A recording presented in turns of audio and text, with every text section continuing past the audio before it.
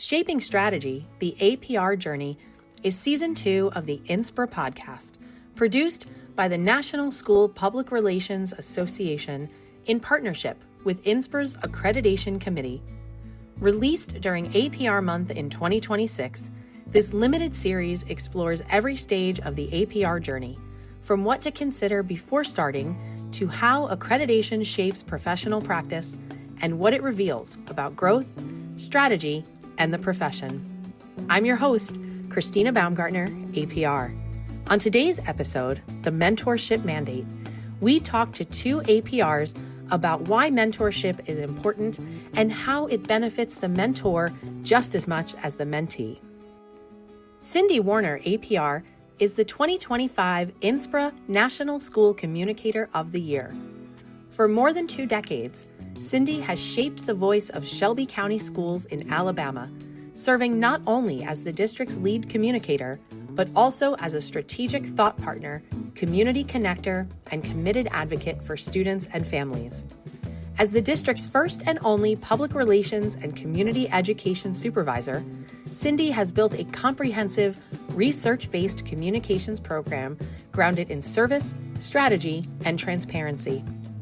With 35 years of experience in media, nonprofit outreach, and school public relations, Cindy brings an unmatched perspective to her work. For 17 years, she managed all communications for a district of more than 21,000 students and 2,800 staff as the sole member of a one-person department. Today, she leads a growing team of award-winning digital specialists and oversees strategic messaging, media relations, and crisis communication as a trusted member of the Superintendent's Executive Leadership Cabinet. She also directs the district's $2.5 million Community Education Department, which provides after-school care and enrichment programs to more than 1,000 students across 15 school sites. She has served multiple terms as president of the Alabama School Public Relations Association and held key national roles, including INSPRA's Southeast Region Vice President and a founding member of the INSPRA APR Committee. A champion for professional growth, she has mentored more than a dozen APR candidates nationwide and continues to serve as a national panel chair and INSPRA APR cohort facilitator. Danielle Clark is accredited in public relations and serves as the Chief Communications Officer for the Harris County Department of Education in Houston, Texas. In this capacity, Danielle handles communications, marketing, client engagement, and technology for the department, 10 internal divisions, 14 Head Start campuses, and 4 special schools. She oversees all internal and external communications, strategy, public relations, media relations, video production, social media, advertising, marketing, business relations, and website content management for the organization. She also supervises the technology team, which manages network, software, and customer support for all HCDE systems. Danielle started her career in journalism, but has been in school communications for 27 years. She has experience in urban, suburban, and now county educational settings, having worked for 8 superintendents in 4 states. Danielle has been a member of INSPRA for more than 25 years and has held leadership roles in 3 state chapters, CalSPRA, COSPRA, and now TSPRA. She was named an INSPRA frontrunner in 2017, has sat on the INSPRA APR committee for 4 years, and in 2025 received the Barry Gaskins Mentor Legacy Award. She is also the chair of the Professional Advancement Committee for the Texas School Public Relations Association and is a member of PRSA. Let's talk to Cindy and Danielle. Hi, Danielle and Cindy. Thank you so much for joining us today to talk about mentorship. Thanks for having us. Yes, excited to be with you. Let's start by taking you back to your own APR journey as you were going through the process. Did you have mentors that impacted your journey? How did the people around you that you knew in your circle that already had their APR, or maybe new ones that you met along your journey, how did that impact your journey through this process? Cindy, do you want to start with this one?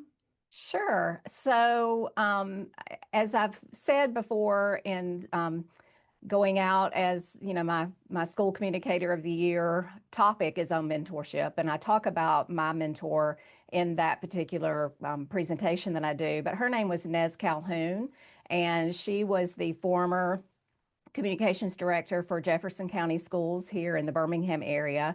She served that district for 42 years. And so she actually mentored me on all things school PR. But Nez also was one of like two APRs in the state of Alabama at the time. And we have a few more than that now, but she had gotten her APR literally back when you had to take the test by hand. And so as I was going through the journey in 2015, she was championing me to do it and, to see it through and telling me how much I would gain from the experience.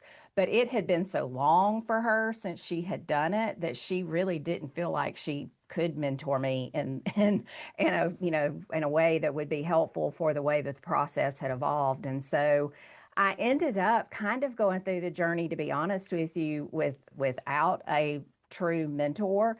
I did the online cohort. I did that several times. And so I sort of had a little bit of a group that was helping me through that. But to be honest with you, it was quite challenging to go through it kind of on my own. There were a couple of folks in the state, Leslie Brewington, Jason Gadsden.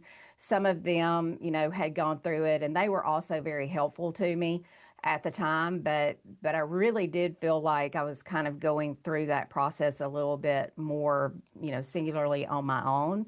And so it's one of the reasons why I do feel so strongly now about trying to be a mentor and making sure that others don't have to go through it alone, because it's kind of challenging to sort of be going through the whole process and not understanding completely what you're doing. And that's so funny, Cindy, because my experience was almost identical to that. By the time I went through the APR, I had been in, this was I was in my third state in Colorado. And so I didn't really even know what it was. And so I went to the boot camp at NSPRA in 2015 in Nashville, and kind of went through that and tried to figure out what that was all about, and then came back to Colorado, and there were only two APRs, maybe there were three in the whole state. And so I talked to Christy McGee and Deborah Ashby and talked to them about, well, what does it mean and what is it like? And then that was about it. And then I kind of figured it out on my own and went through the process on my own, and really just stumbled and fumbled and went and did the online PRSA online course, really I used that to cram for the exam. Right. Because I took my panel and then I forgot about it.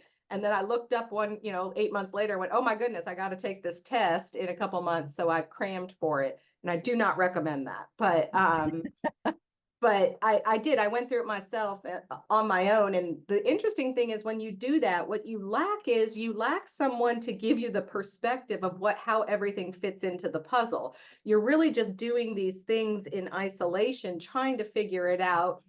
Kind of applying it as you go, and then you're basically going through it and thinking, I hope this is right. This is what I would do, and this is how I would do it. But you're really just kind of guessing until the very end, at least for me, until the very end when I did that online course is when it really all kind of coalesced in my head and I realized that it's all connected. But I have to say, it really wasn't until I got my APR and started practicing it that it really kind of all sunk in about what it meant. And so I would agree with you, Cindy. That's why I'm so passionate about mentoring people through APR, because it's so complex. It's so convoluted at times. There's lots of vocabulary you don't understand. And having someone give you that overview and kind of shepherd you through it and keeping you focused and then kind of bringing in the different parts on how they fit together is super helpful. And I wish that someone had been there for me, but it wasn't because nobody stepped up. I really didn't ask anybody because I didn't know Right. any better. And I didn't ask either, and it was primarily because I knew how busy my colleagues were, and I just didn't want to bother them, you know. And in hindsight, they would have been happy to have helped me. You know, it's like Sure. I should have reached out to them, and I should have reached out more, and I should have asked more questions. And in hindsight, I should have done that. And you know, Danielle, you were talking about it being kind of a convoluted process. It is, and it's not. It is when you're trying to figure it out on your own. You know, it Right. is when you're trying to sit there and figure out, now, what do I do? What's the exam? What's the panel presentation? I've got to fill out this questionnaire. What is that? You know, so it is kind of convoluted if you're trying to figure it out on your own. But if you've got those supports behind you, it's really not that complicated. I mean, it's like you do this, you do this, you do this.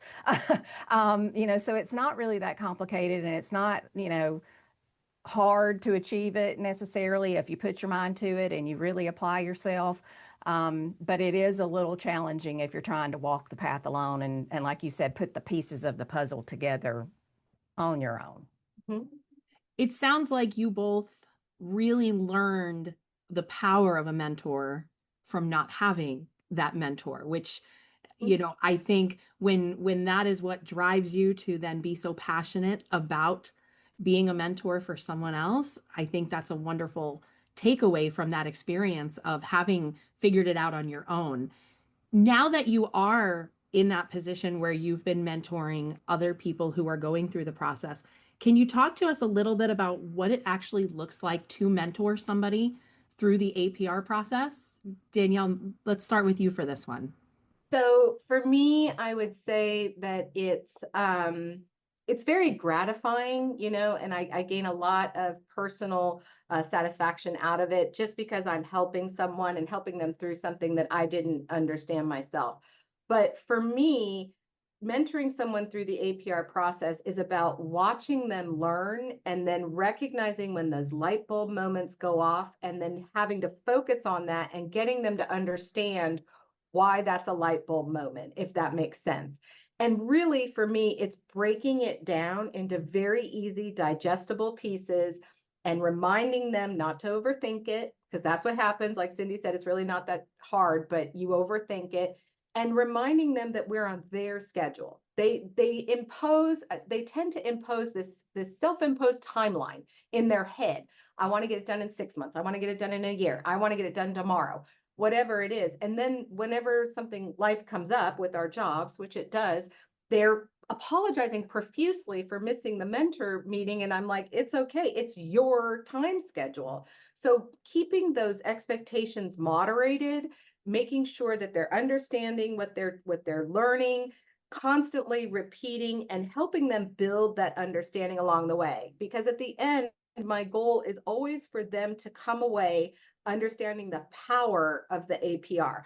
I really, this sounds horrible. I really don't care if they know the vocabulary. Only because the vocabulary has meaning do I care. But at the end of the day, if they understand how APR shifts their thinking and shifts their work, and then they apply that to their everyday work, that's the power of it.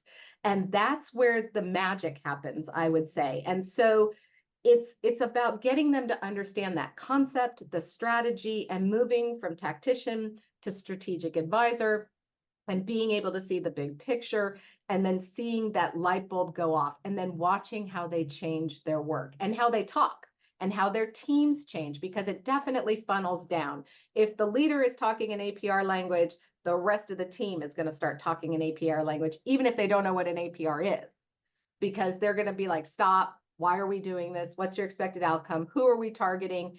They're going to ask all those questions that they never even conceived of before when someone said, hey, I want a video. So that for me, that is kind of that aha moment. It's the beauty of it. And that's what I really enjoy, is watching them learn and move and evolve and grow and thrive and then become these amazing leaders in their district. To me, I get great satisfaction out of that. Cindy, what has it looked like for you to be a mentor to people going through the APR process? So first of all, Danielle just stole everything that I was going to say, because it means the exact same thing to me. I would say, and this is one of the things that again I've been trying to really stress in my mentorship speech that I've been doing out nationally, and that is the reciprocal learning that takes place also with mentorship, and the fact that you are going to learn just as much as a mentor as you are going to give a lot of times. And so for me, the other thing, in addition to everything that Danielle just said about helping watch someone else grow and, learn, the other thing that I've gotten out of it personally is that I've learned right along with them. Like I've stolen so many or admired and acquired, great ideas from some of my candidates that I've helped mentor. I mean, they've had such great ideas, and it's been almost like a career rejuvenation for me because you can kind of get stuck in a rut when you've been doing this as long as Danielle and I have, and kind of like finding new purpose for even coming into work every day, like, ugh, it's like I've been doing this 25 years, I'm ready. What's new on the horizon, and so, being able to kind of learn from some of these young whippersnappers, if you will, that are doing this, and even veteran communicators that are doing this, finally, and embracing this as something they want to do, has been really rewarding for me too, but also very fulfilling in that I've also been able to learn as part of the process through that reciprocal learning. But Daniel's right. There's nothing that gives me greater joy than hearing from one of my mentees, and they're texting or they're calling, I passed, I did it, the green check mark, yay. And so they're so excited, and then seeing them pinned or being able to have the privilege of pinning them, it's just so fulfilling and so rewarding. It's just almost like you see your little baby birds fly out of the nest and you're like, just champion them on.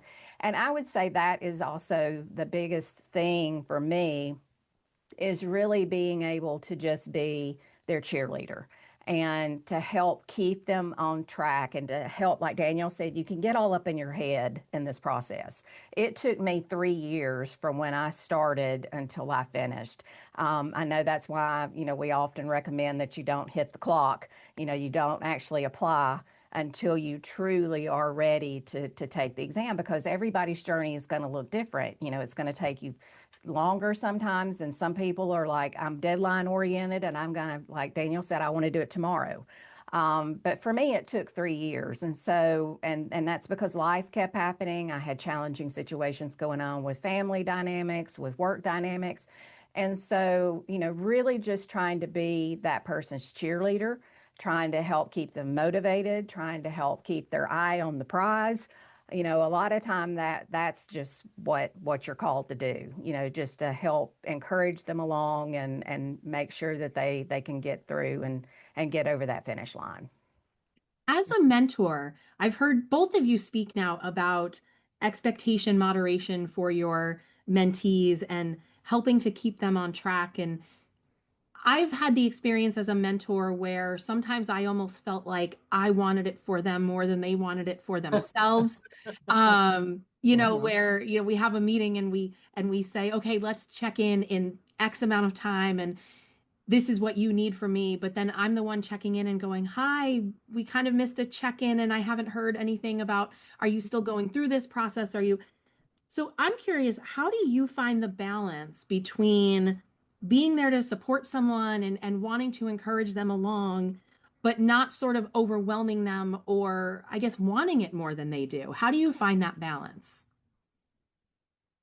Well, for me, we're all really busy, and so for me, I really do expect my mentees to put in the work.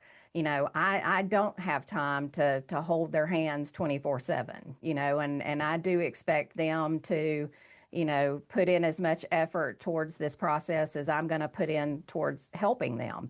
And, that means, the study process, really trying to grasp it. I've had candidates before, and I've said this, the mentor should not be the one doing the work for the mentee. And a lot of times it's hard to you know, withstand it's almost like, when you've got children and they brought their homework home and you want to just be able to do their homework for them because it's like, just let me help you with this. But that's not our role. Our role is to try to help them dig in and dig into the learning and really try to help them understand that they've got to do the work and they've got to be the ones to understand it. They're going to have to sit for their panel. They're going to have to take the test. And so, the mentee has got to have, the self-motivation to see this process through, because ultimately the process is going to help them become better at what they do. But they've got to learn it and they've got to apply it and they've got to truly understand it. And so, again, I've had that same situation, Christina, where I felt like I was the one pushing, towards the finish line. And ultimately, they've got to want it. They've got to dig in and find the motivation, whether it takes them 6 months to do it, whether it takes them 3 years, 10 years, 20 years. They've ultimately got to dig in and do the work. I agree 100%. And I actually learned, I think one of my first people that I mentored really kind of fell off the grid and just decided they weren't really going to do it anymore. And I found myself like constantly checking in. Are you okay? How's everything going? Do you need anything from me? And I realized over the course of about a year that I was putting in more energy than they were. And I realized I can't, just like you said, I can't want it more than you do. And so I started to, in essence, moderate my own expectations of them. And now I match energy for energy. So I have one candidate that I was working with, and we were meeting, and then she said no, and she just kind of fell off. And then she said, I got things coming up, and she fell off. And I said, okay. And I thought, well, when she's ready to come back, she will. And then she came back and told me, I've applied and I'm sitting for my panel. And I'm like, oh, cool. Okay, great. Do you need anything from me? No, I'm good. Cool. Okay. I mean, so I'm not going to push myself on them, And then I've had others that were like on me. I want to do this. I want to do this. I want to do this. And then they would fall off. And so a couple of them went years, and I would just check in with them once a year. Hey, how you doing? Are you still wanting to do this? Anything I can do for you? One of my best examples is we had a candidate down here in the Houston area, and I was helping her. And for whatever reason, she just could not pass that test. The test was like her thing. She flew through her panel, but that she has test anxiety, and it was the whole at home thing. She was really having trouble with it. And so I would check in with her like every couple months. How you doing? She's like, well, then her daughter got sick. And so, all this stuff. And so I just stopped, and I just said, okay, every 6 months, I'm going to check in, just see anything you need from me. Are you ready to take the test again? Well, I think it took her 3 or 4 years to get through that and then decide, okay, I'm going to take the test and I'm going to take the test. And she ended up taking the test several times and finally passed. And it was this huge, when she passed, she didn't even tell me she was taking the test, which I think was like a stress reliever for her, an expectation reliever for her. But it was just that moderation of, okay, I'm just going to check in with you. It's your process. It's your time. It's your mind. It's your work. I can't push you to do it. And so, like I said, I match energy for energy. And some of them want to fly through it, and some of them really kind of just drop off, and I let them. And I just keep it moving, because it's not my work. I had to do it for me, just like Cindy said. I had to do it for me. I had to want it. And if they don't, then that's okay, because it's the 3 letters are after their name, not mine. I'm not going to get an APR squared. Yeah.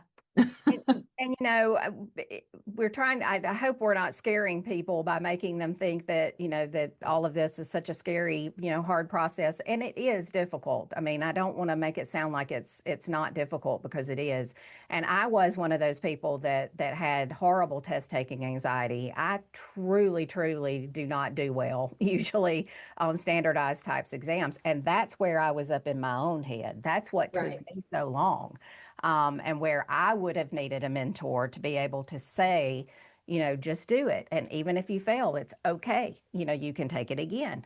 Right. And so, so that mentor is there sometimes to truly help get you out of your own, I'm a huge U2 fan, and I also have a little presentation I do based on U2 music. And one of the things that I have in there is the song Get Out of Your Own Way. And Yes.